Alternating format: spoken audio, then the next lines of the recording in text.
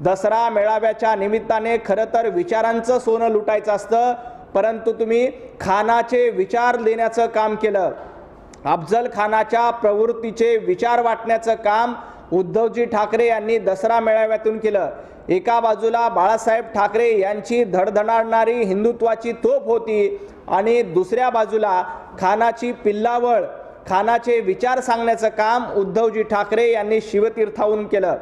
खरं तर वंदनीय बाळासाहेब ठाकरे यांची समाधी तिथेच शिवतीर्थाच्या बाजूला आहे। त्यांना देखील वाईट वाटलं असेल की आपण याच शिवतीर्थावरून प्रभू रामचंद्रांचं गुणगान गात होतो, आपण याच शिवतीर्थावरून हिंदुत्वाचा विचार पेरत होतो आणि आज आपला मुलगा उद्धवजी ठाकरे अशा पद्धतीनं खानाच्या पिल्लावळीचे विचार पेरण्याचं काम करतोय। वंदनीय बाळासाहेब ठाकरे यांना देखील त्याबद्दल वाईट वाटलं असेल। दसरा मेळावा हा विचारांचा मेळावा असतो, परंतु हा विचारांचा मेळावा नव्हता, तर ज्यांची वैचारिक सुंता झालेली आहे अशा लोकांचा मेळावा होता, हे पुन्हा एकदा सिद्ध झालेलं आहे। संजय राऊत असं म्हणाले की पावसात सभा झाली, चिखल झाला आणि लोक होती आणि सभा ऐकत। पगारी संपादक संजय राऊत यांनी चिखलाबद्दल बोलूच नाही। विचारांचा चिखल करण्याचं काम तुम्ही शिवतीर्थावर केलं, परंतु इतिहास असा आहे, जेव्हा जेव्हा अशा पद्धतीनं वैचारिक चिखल मासतो तेव्हा कमळाचा उदय होतो, तेव्हा कमळ निश्चितपणे फुलतं।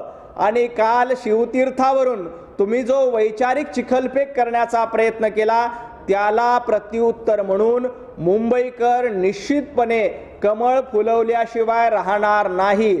तुमचं वैचारिक दारिद्र्य, तुमची वैचारिक चिखलफेक काल दसरा मेळाव्याच्या निमित्ताने बघितली आणि पगारी संपादक संजय राऊत यांनी जे वैचारिक चिखलफेक करण्याचं काम केलं त्यांना देखील जनता उत्तर देणार आहे। ते उत्तर असेल कमळ फुलवून। या चिखलातून मुंबई महापालिकेच्या तोंडावर निश्चितपणे भारतीय जनता पार्टीचे कमळ फुलल्याशिवाय राहणार नाहीत। राज ठाकरेंबाबत आमच्या भावना आहेत आणि त्यातून आम्ही पटकन जवळ आलोय असं सांगत त्यांनी। सन्माननीय राज ठाकरे यांच्याबद्दलच्या तुमच्या भावना काय होत्या ह्या विधानसभेच्या निवडणुकीला दिसल्या। राज ठाकरे यांचे पुत्र अमित ठाकरे यांना पराभव करताना तुमच्या भावना कुठे गेल्या होत्या? अमितजी ठाकरे यांचा पराभव तुमच्या पक्षाने केला होता, तेव्हा राज ठाकरेंबद्दल तुम्हाला प्रेम नव्हतं, तेव्हा राज ठाकरेंबद्दल तुमची जवळीक नव्हती।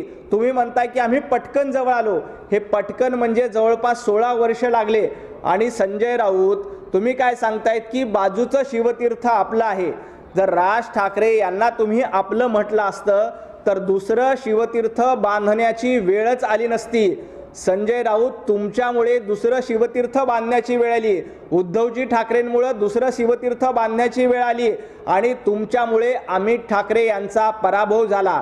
तुम्हाला राज ठाकरे यांच्याबद्दल प्रेम असतं तर ज्या पद्धतीनं वरळीमध्ये पहिल्यांदा आदित्य ठाकरे निवडणूक लढत होते, राज ठाकरे यांनी उमेदवार दिला नाही, तुम्ही तेवढी देखील दानत राज ठाकरे यांच्याबद्दल ठेवली नाही की अमित ठाकरे निवडणूक लढतायत तर आपण उमेदवार नको देऊया।